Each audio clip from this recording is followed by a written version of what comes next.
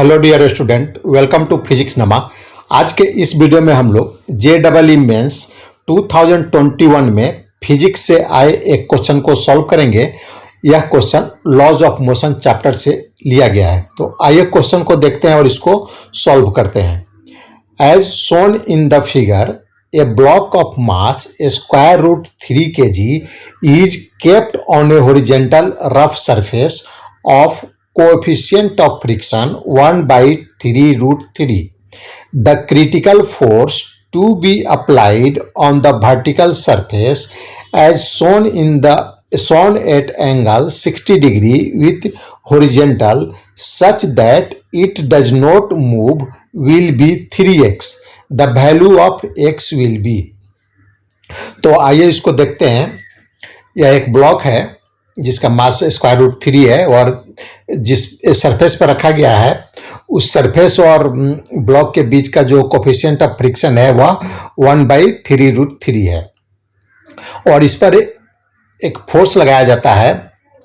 जो फोर्स का डायरेक्शन है हॉरिजॉन्टल के साथ 60 डिग्री है, जैसा कि आप डायग्राम में देख रहे हैं। और यह जो फोर्स है क्रिटिकल फोर्स है। क्रिटिकल फोर्स से इसका मीनिंग हुआ कि जैसे हम इस ब्लॉक पर फोर्स लगाएंगे तो फोर्स धीरे धीरे इंक्रीज करते जाएंगे तो एक ऐसा सिचुएशन आएगा कि वह ब्लॉक मूव करने लगेगा। तो जिस सिचुएशन में ब्लॉक मूव करेगा उसके जस्ट पहले हम जितना फोर्स लगाएंगे उस फोर्स को यहाँ पर क्रिटिकल फोर्स बोलेंगे। तो क्रिटिकल फोर्स मैक्सिमम फोर्स हो गया कि वहां तक हम फोर्स लगाएंगे तो यह ब्लॉक मूव नहीं करेगा।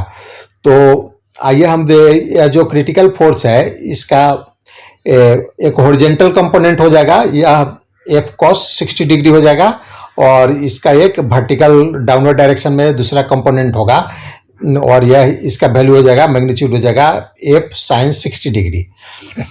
और ब्लॉक पर डाउनवर्ड डायरेक्शन में एक और फोर्स लगेगा, वह फोर्स होगा फोर्स ड्यू टू ग्रेविटी। तो यह हो जाएगा mg के इक्वल होगा और इस ब्लॉक पर सरफेस के द्वारा नॉर्मल रिएक्शन फोर्स लगेगा जो अपर डायरेक्शन में होगा और इसको हम लोग m से डिनोट करते हैं। Since the block is at rest, net force in the vertical direction will be 0.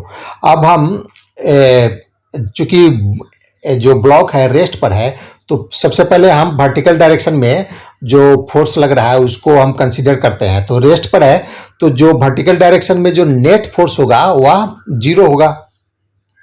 तो वर्टिकल डायरेक्शन में अपर डायरेक्शन में n है और डाउनवर्ड डायरेक्शन में F sin 60 डिग्री और mg है। तो n इक्वल हो जाएगा F sin 60 degree plus mg के इक्वल हो जाएगा और हम वैल्यू पुटअप कर देते हैं तो n इक्वल हो जाएगा sin 60 डिग्री का वैल्यू हो जाएगा √3/2 और यह हो जाएगा √3/2 F प्लस m √3 है और g का वैल्यू हम 10 लेते हैं तो 10√3 हो गया। और एक और फोर्स लगेगा ब्लॉक पर या हॉरिजॉन्टल डायरेक्शन में राइट साइड लगेगा। जैसे हम फोर्स लगा रहे हैं तो यह ब्लॉक मूव करना चाहेगा लेफ्ट साइड में तो राइट साइड में फ्रिक्शनल फोर्स लगेगा। तो यह स्मॉल f से इसको डिनोट करते हैं, यह स्टैटिक फ्रिक्शनल फोर्स होगा क्योंकि ब्लॉक मूव नहीं कर रहा है।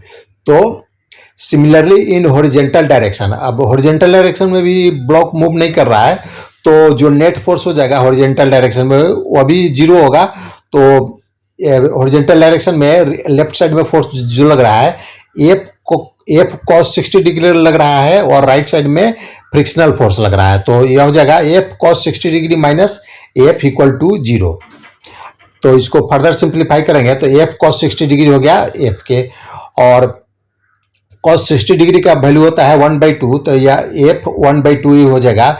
और फ्रिक्शनल फोर्स जैसा हम जानते हैं यह इक्वल होता है म्यू n के, म्यू कोफिशिएंट ऑफ फ्रिक्शन और n हो गया नॉर्मल फोर्स।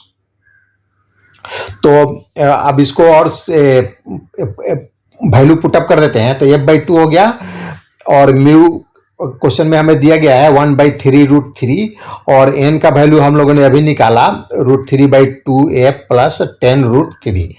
तो ये हमारा इक्वेशन हो जाएगा। और इसको फर्दर सिंप्लीफाई करेंगे, हमें f का वैल्यू निकालना है, तो f/2 इक्वल हो जाएगा √3 इंटू ब्रैकेट 1/2f प्लस 10। और इसको फर्दर सिंप्लीफाई करेंगे तो f/2 इक्वल हो जाएगा f/6 प्लस 10/3। तो और सिंप्लीफाई करने पर हो जाएगा f/2 minus f/6 equal to 10/3। तो 10/3 इक्वल हो जाएगा 2f/6 और f हो जाएगा 10 न्यूटन। और हमें क्वेश्चन में दिया गया है f का वैल्यू 3x है, तो 3x इक्वल टू 10 न्यूटन हो जाएगा। तो हमें x का वैल्यू निकालना है, तो x हो जाएगा 3.33। तो आज का यह वीडियो समाप्त हुआ। अगर आपको पसंद आए तो इसे लाइक करें, शेयर करें। Thanks for watching.